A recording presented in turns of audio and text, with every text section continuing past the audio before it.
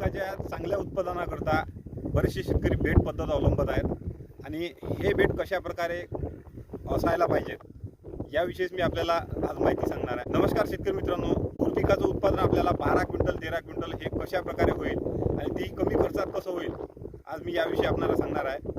Satish भुंगळ agritech या YouTube चॅनलमध्ये आपलं स्वागत आहे। शेतकरी मित्रांनो, पहा, आपण तूर पिकाची लागवड करताना बरेचसे आपल्या विदर्भातील महाराष्ट्रामध्ये जे तूर उत्पादक शेतकरी आहेत या शेतकऱ्यांचा कल आता बेड पद्धतीवर जास्त आहे आणि हेच बेड आपण पाडायचे याविषयी आपण हा एक व्हिडिओ पहा। आपण जो हा व्हिडिओ पाहता हा एक व्हिडिओ जो आहे हा ट्रॅक्टरवरती बेड मेकर आहे आणि हे जे ट्रॅक्टर आहे हे बेड कशा प्रकारे पाडताय आणि कसे आहेत आपण हे पहा।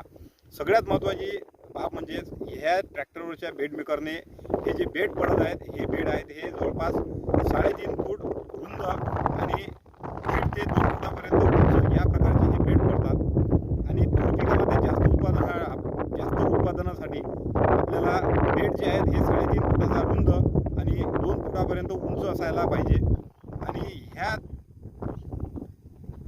ह्या बेडची जे पद्धत आहे या प्रकारे असून आणि मुख्यत्वे दोन तुरीच्या तासातील अंतर हे किती असायला पाहिजे।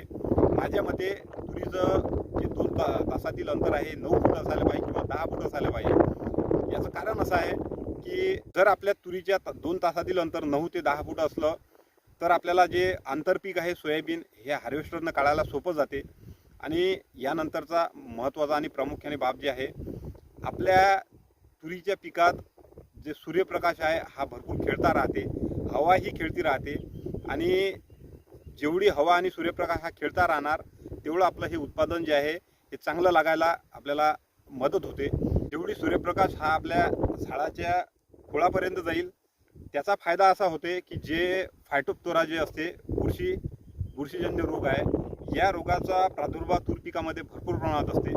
तर त्यामुळे काय होते आपलं तुरीचं झाड जे आहे हे व्यवस्थित आपल्याला वाढताना दिसत नाही। त्यामुळे आपल्या तूर पिकात जे मर रोग म्हणतो आपण उधळण म्हणतो ह्या मर रोगाचा प्रादुर्भाव तूर पिकावर जर झाला तर आपल्या तूर पिकात 50% आपल्याला घट येऊ शकते। त्यामुळे आपल्याला महत्त्वाचा आणि सगळ्यात रोगावर आपल्याला नियंत्रण मिळवायचं असते तो जो आहे हे तूर पिकातील बुरशीजन्य रोग। यासाठी तुरीच्या 2 तासातील अंतर जे आहे हे मेंटेन करणं आवश्यक असते। तर त्यासाठी आपल्याला पुढेही आपल्या तूर पिकातील मर रोग हा कसा कंट्रोल राहील म्हणजे समूळ हा नायनाट कसा होईल याविषयी मी आपल्याला नक्कीच माहिती सांगेल। तूर पिकाचं नियोजन कशा प्रकारे करायचं, तुरीचं उत्पादन जास्तीत जास्त कसं येईल यासाठी आपले व्हिडिओ नक्की पहा। तूर पिकातील नियोजन मी नक्कीच आपल्याला वेळोवेळी देणार आहे। त्यासाठी आपण आपल्या चॅनलला सबस्क्राईब करा, व्हिडिओ आवडला नक्की लाईक करा, शेअरही करा। धन्यवाद।